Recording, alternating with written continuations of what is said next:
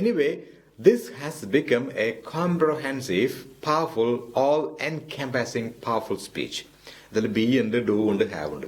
ബിയും ഡൂവും ഹാവും വന്നാലേ സ്പീച്ച് ആവോ എന്നൊന്നുമില്ല. നമുക്കിതിൽ ചിലപ്പോൾ ബിയിൽ മാത്രം വേണമെങ്കിൽ നമ്മളൊരു സ്പീച്ച് പറഞ്ഞു വരാം. ബിയും ഹാവും തമ്മിൽ പറഞ്ഞു വരാം. ഡൂവും ബിയും, ഡൂവും ഹാവ് ഏത് വേണമെങ്കിലും ആവാം. നമുക്ക് എന്താണ് പറയാൻ ആഗ്രഹിക്കുന്നത് അത് മാത്രം എടുത്ത് പറയുക. നല്ല രീതിയിൽ അതിനെ തുന്നിച്ചേർത്ത് കൂട്ടി ഇണക്കി ഐഡിയ കണക്ടേഴ്സ് ഉപയോഗിക്കുന്ന കാര്യമാണ് പറയുന്നത്. അതുപയോഗിച്ച് അങ്ങ് പ്രസന്റ് ചെയ്യാനായിട്ടുള്ള ഒരു കഴിവ് നേടണമെന്ന് മാത്രമേ ഉള്ളൂ. ഇപ്പൊ നമ്മൾ നോക്കൂ, ഈ ചാർട്ടിൽ നിന്നും ഒരു മോഡൽ സ്പീച്ച് പിടികിട്ടില്ലേ? ഇതില് നമ്മുടെ ഈ ബേസിക് കോഴ്സിന്റെ കംപ്ലീറ്റ് പിക്ചർ ഇതാ ഇതിൽ കിടക്കുന്നുണ്ട്. ഈ ഒരു ചാർട്ട് ഉപയോഗിച്ച് ഇനി ശരിക്കും ഒരല്പം ബ്രില്യന്റ് ആയിട്ടുള്ള ഒരാളാണെങ്കിൽ അതായത് ഇത്രയും കിട്ടിയാൽ മതി. ഇനി വേണമെങ്കിൽ എന്തൊക്കെയാണ് നല്ല കണക്ടിങ് വേർഡുകൾ എന്നൊരു ഐഡിയയും കൂടി കിട്ടി കഴിഞ്ഞാൽ അത് ഇനി വരുന്ന ഏതാനും ക്ലാസ്സുകളിൽ നമ്മളത് വ്യക്തമാക്കുന്നുണ്ട്. അതുകൂടെ വെച്ചിട്ട് സ്വന്തമായിട്ട് ഇപ്പൊ തുടങ്ങാൻ നിങ്ങൾക്ക് സ്വന്തമായിട്ടുള്ള സിമ്പിൾ ഇംഗ്ലീഷ് മിക്സിങ്ങും ഭാഷയിലുള്ള ആധിപത്യവും ഒരല്പം മിടുക്കനാണെന്നുണ്ടെങ്കിൽ ഇനി ബാക്കിയുള്ള കോഴ്സ് ചെയ്തില്ലെങ്കിൽ പോലും you can fulfil your heart's desire. That means mixing up simple language and speaking English confidently. Confident ആയിട്ട് ഇംഗ്ലീഷ് സംസാരിക്കാൻ ഈ ഒരൊറ്റ പേജ്, ഈ ഒരൊറ്റ ടെക്നിക്ക് മതി. പക്ഷെ നമുക്ക് ഇനിയും കുറെ കാര്യങ്ങൾ കൂടെ നമുക്ക് ചെയ്യാനുണ്ട്. ഇപ്പൊ ഒരു മോഡല് ചെറുതായിട്ട് പിടികിട്ടില്ലേ? ഇവിടെ നമ്മൾ അറിയേണ്ട ഒരു കാര്യമുണ്ട്. ഇപ്പോൾ ഇത്രയും മനസ്സിലാക്കിയ ഈ കാര്യങ്ങൾ വെച്ച് നമുക്ക് മനസ്സിലായി ആകെ ഈ ബിയും ഡൂവും ഹാവ് എന്നുള്ളതിലത്തെ കോമൺ ആയിട്ടുള്ള ചില സ്ട്രക്ചറുകൾ നമ്മളിതൊക്കെ പരിചയമുള്ള സ്ട്രക്ചേഴ്സ് ആണ്. പക്ഷെ നമ്മളൊരു പ്രത്യേക രീതിയിലൊന്ന് റീഅറേഞ്ച് ചെയ്തു എന്ന് മാത്രമേ ഉള്ളൂ, അല്ലേ? ഇപ്പൊ can do, may do, should do, ഈ could have done, should have done, might have done അങ്ങനെയുള്ള ഓപ്പോസിറ്റ് ഇഫക്ട്സ് വേണമെങ്കിൽ ഒരു പക്ഷേ ഒരല്പം പരിചയക്കുറവുണ്ടായിരിക്കാം. കാരണം നമ്മൾ അത്രയും ഡീപ്പായിട്ട് പല ആളുകളും ഭാഷാ പഠനത്തിലേക്ക് പോയിട്ടുണ്ടാവില്ല.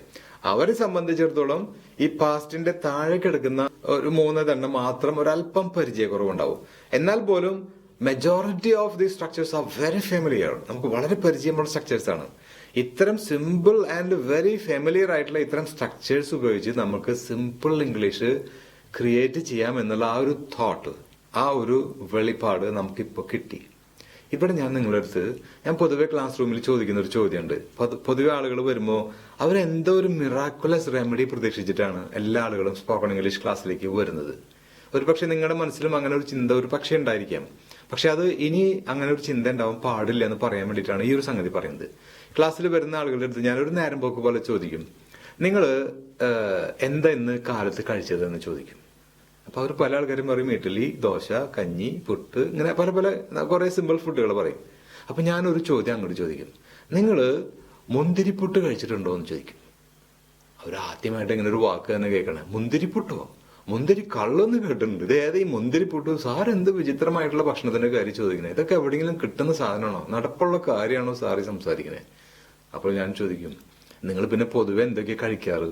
നമ്മൾ ദോശ, ഇഡ്ഡലി, പൂരി, മസാല, ചപ്പാത്തി, കഞ്ഞി, ചോറ്, ഊണ്, ഇങ്ങനെ കൂട്ടാൻ, ഇത്തരം കോമൺ സാധനങ്ങളാണ് നിങ്ങൾ കഴിച്ചത്. നിങ്ങൾ ജീവിതത്തിൽ മിക്കവാറും സമയത്ത് ഇത് തന്നെയാണോ കഴിക്കാറ്? അതെ, നമ്മൾ 90-95% ഇതുപോലുള്ള സിമ്പിൾ ഭക്ഷണങ്ങൾ തന്നെയാണ് കഴിക്കാറ്. അല്ലാതെ സാറ് പറഞ്ഞ പോലത്തെ ഈ മാതിരി വിചിത്രമായിട്ടുള്ള ഭക്ഷണങ്ങളൊക്കെ അതൊക്കെ ഏതെങ്കിലും നാട്ടിൽ കിട്ടുന്ന കാര്യമാണോ സാറേ എന്ന് ചോദിച്ചിട്ട് എന്റെ അടുത്ത് എന്നെ ട്രോൾ ചെയ്യാൻ വരും.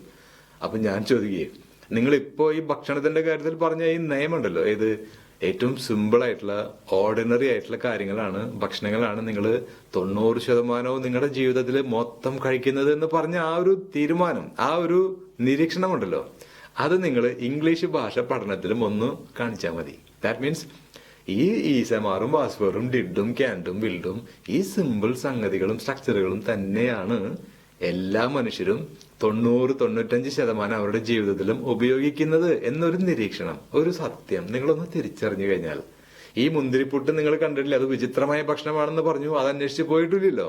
അതുപോലെ വിചിത്രമായിട്ടുള്ള എന്തോ ഒരു ഗുട്ടൻസ്, എന്തോ ഒരു ടെക്നിക്ക് കിട്ടാനുണ്ട് എന്ന് വിചാരിച്ചിട്ട് ഒരാളും ഈ ക്ലാസ്സിൽ ഇരിക്കണ്ടെന്ന് ഞാൻ അവിടെ പറയും. അതായത് വിചിത്രമായിട്ടുള്ള എന്തോ ഒരു ഗുട്ടൻസ് ഈ ക്ലാസ്സിൽ നിന്ന്, ഈ കോഴ്സിൽ നിന്നും, അല്ലെങ്കിൽ ഈ ആപ്പിൽ നിന്നും ഞങ്ങൾക്ക് കിട്ടും. അത് കിട്ടിക്കഴിഞ്ഞാൽ പിന്നെ ഞങ്ങളെ പിടിച്ചാൽ കിട്ടില്ലേ, ഞങ്ങളങ്ങ് പറക്കും എന്നൊക്കെ വിചാരിച്ചിരിക്കുന്ന ആൾക്കാരോട് പറയാണ്, അങ്ങനെ വിചിത്രമായിട്ടുള്ളത് ഒന്നുമില്ല. ഈ സാധാരണ ഭക്ഷണം തന്നെ നിത്യവും കഴിക്കുന്ന പോലെ നമ്മൾ എപ്പോഴും സംസാരിക്കുന്ന കാര്യം നോക്കുക. ഇന്നലെ എവിടെയായിരുന്നു, നീ അവനെ കണ്ടോ, സംസാരിച്ചോ, ഓക്കെ നാളെ വരാം, ഓക്കെ ഫൈൻ, ഇങ്ങനെ നിത്യവും സംസാരിക്കുന്ന കാര്യങ്ങൾ നോക്കുക. ഒരു സൈക്കോളജിക്കൽ സ്റ്റഡിയിൽ ഒരിക്കലും ഒരു റിസർച്ച് വിങ് പുറത്തു വിടുള്ള ഒരു കാര്യമാണ്. Every human being has almost 60,000 thoughts A day. 60,000 ചിന്തകളുണ്ട്. And out of those 60,000 thoughts, 59,900 thoughts are same every day. എല്ലാ ദിവസവും ഈ 59,900 ചിന്തകളും ഒരുപോലത്തെ തന്നെയാണെന്ന്. ഒരല്പം വഴി മാറി ചിന്തിക്കുന്ന കാര്യങ്ങൾ വെറും ഒരു 100 എണ്ണം കാണും ഈ 60,000 എണ്ണത്തില്. ഇപ്പൊ മനസ്സിലായോ? നമ്മൾ വിചിത്രമായ സംഭവങ്ങളൊന്നും ഇല്ല നമ്മുടെ ചിന്തകളിലും ഇല്ല, സംസാരത്തിലും ഇല്ല, ഭക്ഷണത്തിലും ഇല്ല, നമ്മുടെ ഡ്രസ്സിലും ഇല്ല, ഒന്നുമില്ല. എല്ലാ ദിവസവും ഷർട്ടും പാൻറ് ഇട്ട് പോണ. ഇന്ന് പാൻറ് മുകളിലും ഷർട്ടും അടിയിലും ഇടാമെന്ന് ഒരാളും വിചാരിക്കുന്നില്ല, അങ്ങനെ ചെയ്തു പോകുന്നില്ല. അങ്ങനെ വിചിത്രമായിട്ടുള്ള സംഭവം ഇല്ലെന്ന്. എന്തിനാ പിന്നെ ഇംഗ്ലീഷ് പഠിക്കാൻ വരുമ്പോ എന്തോ വിചിത്രമായിട്ടൊരു സംഭവം കിട്ടാനുണ്ട് എന്ന് പറഞ്ഞിട്ട് ഇങ്ങനെ ചില നമ്മൾ നേരമ്പൊക്കെ കഥകളൊക്കെ പറയും, ഈ കുറുക്കൻ ആട്ടുമുട്ടന്റെ പിന്നാലെ പോണ കഥ കേട്ടിട്ട് ഇങ്ങനെ പറയാറുണ്ട്. അങ്ങനെ അതുപോലെ ഒന്ന് അന്വേഷിച്ച് നടക്കണ്ട, അങ്ങനെ ഒരു സംഭവം ഇല്ല. ഓക്കെ, അപ്പോ ഈ സിമ്പിൾ ടെക്നിക്ക് തന്നെ ഒന്ന് മാസ്റ്റർ ചെയ്ത് കഴിഞ്ഞാൽ നമ്മൾ ഉദ്ദേശിക്കുന്ന, നമ്മൾ ആഗ്രഹിക്കുന്ന, മോഹിക്കുന്ന സിമ്പിൾ ഇംഗ്ലീഷ് വളരെ ഈസി ആയിട്ട് നമ്മുടെ കൈപ്പിടിയിൽ കിട്ടുമെന്ന് ബോധ്യമായില്ലേ? അതങ്ങ് ഉറപ്പിക്കണം. ഇല്ലാതെ മനസ്സിഞ്ഞ് അങ്ങോട്ടും ഇങ്ങോട്ടും പാഞ്ഞു പോയി കഴിഞ്ഞാൽ ഈ ടെക്നിക്ക് നിങ്ങളുടെ കൈകളിൽ കിട്ടില്ല. So focus on the simple technique of spell formula. ഇതിന്റെ മറ്റ് ഒരു എക്സാമ്പിൾ കൂടെ നമുക്ക് നോക്കാം. പക്ഷെ അതിനു മുൻപായിട്ട് ഇത്തരം ആശയങ്ങളിൽ നമുക്കൊരു ചെറിയൊരു പ്രിപ്പറേഷൻ വേണം. Preparation in the sense we need some resources. അതിനെ കുറിച്ച് ഞാൻ 2 വാക്ക് പറയാം. നമ്മളിപ്പോ ബി ഐഡിയ നമ്മളിങ്ങനെയാണ്, ആയിരുന്നു, ആകും, അത്തരത്തിലുള്ള ഈ സ്ട്രക്ചർ കണ്ടാൽ അറിയാൻ പറ്റും നമുക്ക് എന്തൊക്കെ ബി സ്ട്രക്ചറുകൾ ഉപയോഗിക്കാൻ പറ്റും. ഡൂവിൽ നമ്മൾ ഇപ്പൊ ചെയ്യാണ്, എന്നും ചെയ്യാറുണ്ട്, നാളെ ചെയ്യും, ഇന്നലെ ചെയ്തു. അപ്പൊ എന്താണ് ചെയ്തത്? അതുപോലെ ഹാവില് എനിക്കുണ്ട്, ഉണ്ടായിരുന്നു, ഉണ്ടാകും, എന്തുണ്ട്. അപ്പൊ അങ്ങനെ പലതും വേണം. ഉണ്ടായിരുന്നു പറയണ്ടേ? ഇപ്പൊ ഒരു എക്സാമ്പിൾ ഞാൻ പറയാം. ഐ ഹാവ്, ഒരു എക്സാമ്പിൾ പറയുമ്പോൾ ആൾക്കാർ പറയും എന്താ ഉണ്ടെന്ന് പറയാൻ. I have a friend. മിക്കവാറും ആൾക്കാർ പറയുന്ന ഒരു എക്സാമ്പിൾ ആണ് I have a friend, I have A class, I have mummy daddy, I have family, I have ഇങ്ങനെ കുറച്ച് കാര്യങ്ങൾ പറയും.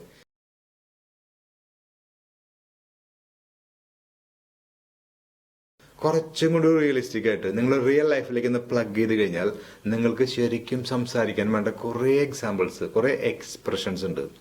അത് ഇല്ലാത്തത് കൊണ്ടാണ് നമ്മൾ അധികം അങ്ങ് ഫ്ലറിഷ് ചെയ്ത് പോകാത്തത് ഇംഗ്ലീഷ് ഭാഷയിൽ. ഇപ്പൊ ബി ഡു ഹാവ് എന്ന് പറഞ്ഞ ഈ സ്ട്രക്ചറുകളാകെ ഇത്രക്കേ ഉള്ളൂ. പക്ഷെ ഇതങ്ങ് എക്സ്പാൻഡ് ചെയ്യാൻ വേണ്ടിയിട്ട് കുറെ നല്ല എക്സ്പ്രഷൻസ് വേണം. എങ്കിലേ നമുക്ക് നല്ല ഭംഗിയായിട്ട് വ്യത്യസ്തങ്ങളായിട്ടുള്ള കുറെ ആശയങ്ങൾ മനോഹരമായിട്ട് കൂട്ടിയിണക്കി ഒരു കമ്മ്യൂണിക്കേഷൻ എന്ന് പറഞ്ഞ ആ സദ്യ നമുക്കങ്ങ് വിഭവ സമൃദ്ധമായിട്ട് അങ്ങ് പ്രസന്റ് ചെയ്യാൻ സാധിക്കുള്ളൂ. So we need some good expressions for be idea, do idea and have idea. Correct? അപ്പൊ അത്തരത്തിലുള്ള കുറച്ച് പ്രയോഗങ്ങളെ കുറിച്ചിട്ട് ജസ്റ്റ് ഒന്ന് പരിചയപ്പെടാം. അതിനുശേഷം we can make 1 more mix up, ഒരു മിക്സിംഗ് കൂടി നമുക്ക് നോക്കാം. അപ്പൊ 2 എക്സാമ്പിൾ ഇവിടെയും ചെയ്തു കഴിഞ്ഞാൽ എന്താണ് സിമ്പിൾ ഇംഗ്ലീഷ്, എങ്ങനെ മിക്സ് ചെയ്യാം എന്നുള്ളതിന്റെ സകല ടെക്നിക്കും നമ്മുടെ കൈവശം കിട്ടിയെന്ന് പറയാം. Okay, let us see that next page. അതിൽ എന്തൊക്കെയാണ് ഇതിൽ നമ്മൾ മിക്സ് ചെയ്യാൻ പാടുന്നുള്ള ചെറിയ കുറച്ച് വാക്കുകൾ, കുറച്ച് expressions, that is called resource material. നമുക്ക് വേണ്ട സ്റ്റോർ റൂം എന്ന് വേണമെങ്കിൽ പറയാം. അത് നമുക്ക് നോക്കിക്കളയാം.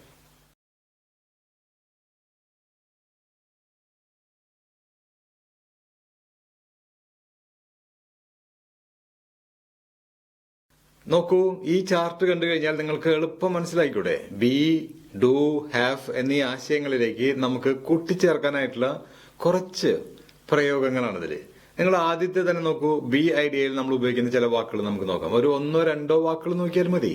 നോക്കിയേ, a business man or a business woman, a confident person. ഇപ്പൊ നമ്മള് I am or he is, I want to be എന്നൊക്കെ പറയുന്ന സമയത്ത് എന്തൊക്കെ പറയണം?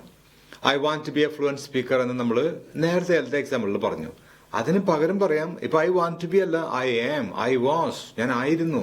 ഐ ക്യാൻ ബി, എനിക്ക് ആകാൻ പറ്റും. എന്താവാൻ പറ്റും? I can be A business man or I can be A confident person. ഇങ്ങനെ ഏത് സ്ട്രക്ചറിലേക്കും, ബി ആശയത്തിന്റെ ഏത് സ്ട്രക്ചറിലേക്കും നമുക്ക് യോജിപ്പിച്ച് കൊടുക്കാൻ സാധിക്കുന്ന, കണക്ട് ചെയ്ത് കൊടുക്കാൻ പറ്റുന്ന മനോഹരമായിട്ടുള്ള പ്രയോഗങ്ങളുടെ ഒരു ലിസ്റ്റാണ് വേർഡ്സ് ഫോർ ബി ഐഡിയ എന്ന് പറയുന്ന ഈ ഗ്രൂപ്പിലുള്ളത്. അതുപോലെ ഡു ഐഡിയ